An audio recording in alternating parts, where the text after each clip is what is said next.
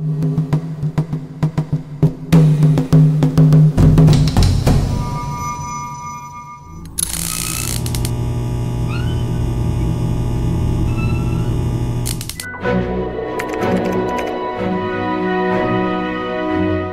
pensée de la semaine.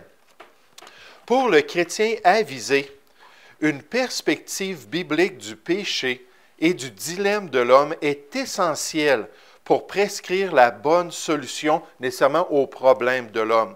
Si on se débarrasse du péché, alors pourquoi avons-nous besoin d'un sauveur?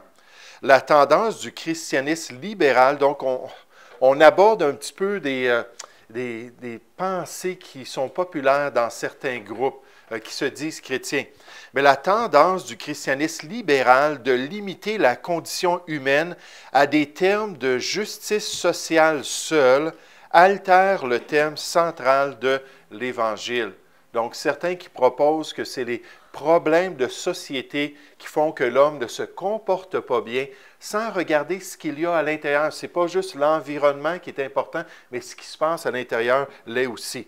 Donc, la pensée de la semaine adresse le sujet de la cause principale des grands problèmes de l'homme durant cette vie et nécessairement pendant son éternité. Elle ne veut pas se concentrer sur les symptômes ou les effets de cette cause, mais elle veut plutôt identifier la cause comme étant le péché de l'être humain. Puis tout ce qui a rapport au péché de l'homme, toute la manière que la nature pécheresse de l'homme affecte nos relations, nos décisions, affecte la société en général. Pour offrir de vraies solutions à l'homme, il faut identifier la vraie cause. Nos deux auteurs continuent en disant, d'après les Écritures, le besoin central de l'homme est la rédemption des conséquences du péché. Quelque chose a mal tourné dans l'histoire de l'homme. Shalom a été détruit. Donc, le mot shalom, ça veut dire la paix. J'imagine que c'est ce qu'il veut dire. On a perdu la paix avec Dieu. Ainsi, bien que les hommes vivent dans un état de séparation de Dieu à cause de la chute, ils sont tout de même créés à l'image de Dieu, bien que cette image-là est embrouillée. Les effets du péché touchent à tous les aspects de l'expérience de l'homme, autant volitifs, intellectuels et émotionnels. C'est un des éléments qui contraste la pensée biblique de la pensée de l'homme. Lorsqu'on analyse les situations, lorsqu'on catalogue le comportement humain, la pensée biblique remonte toujours à la question du cœur de l'homme, à la question de son péché, de sa tendance à faire ce qui est mal. Lisez Romains chapitre 7.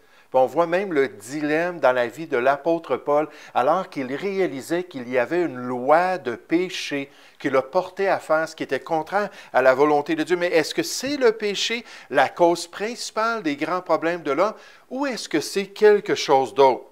Est-ce que c'est le péché qui est le principe principal dans notre expérience, ou est-ce que c'est les autres causes qu'on va présenter comme étant plus importantes? Des causes comme notre genre, notre milieu, notre arrière-plan, nos gènes, ça c'est très populaire, les influences sociales, les inégalités ou les injustices qu'on peut vivre.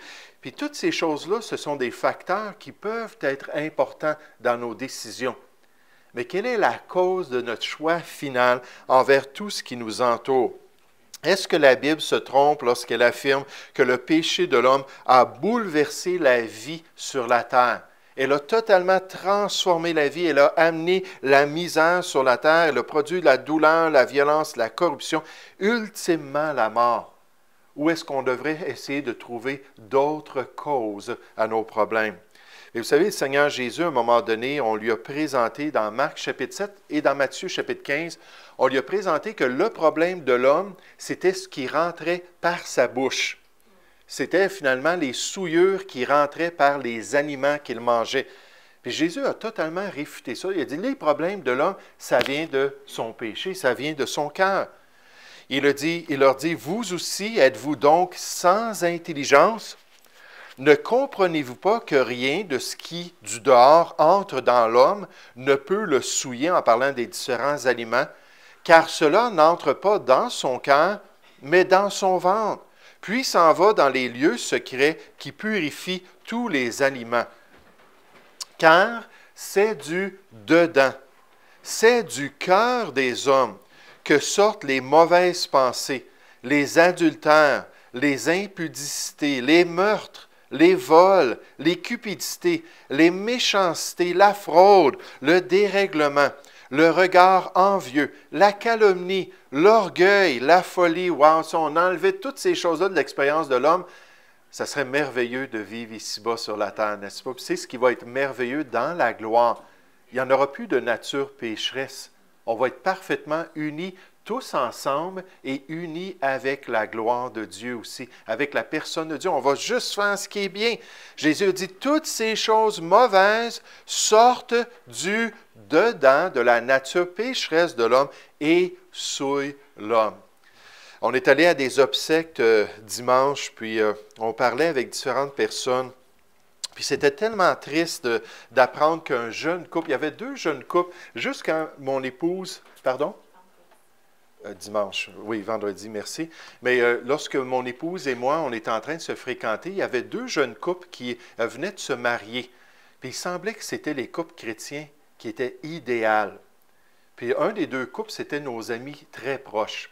Puis après des années, finalement, ce couple-là s'est brisé. Puis là, aujourd'hui, là, ils ne sont plus du tout ensemble. Puis ça nous a attristés parce qu'on était proches d'eux autres. Mais cet autre couple-là, qui semblait idéal, on avait hâte de les voir parce que c'était les obsèques d'une personne qu'ils connaissaient de très proche. Puis finalement, quand on est allé, ils n'étaient pas là. Puis en parlant avec les gens, on a appris que ça fait déjà un bon bout de temps qu'ils ne sont plus ensemble. Pourquoi y a-t-il des problèmes dans nos relations? Pourquoi y a-t-il des difficultés? Certains vont dire, oui, mais il peut y avoir des problèmes dans notre personnalité, des problèmes psychologiques qui nous affectent dans nos relations. Mais d'où viennent les problèmes psychologiques? Et d'où viennent les problèmes dans notre personnalité ou notre tempérament? Est-ce que ça faisait partie de la création parfaite de Dieu? C'est encore lié à la décadence qu'on a héritée à cause du péché. Mais d'une manière, c'est triste d'entendre ça. Puis nécessairement, on va continuer à prier pour ces gens-là, puis les aimer, puis ainsi de suite. Mais on voit que dans notre monde, c'est rare que les choses sont bien parfaites.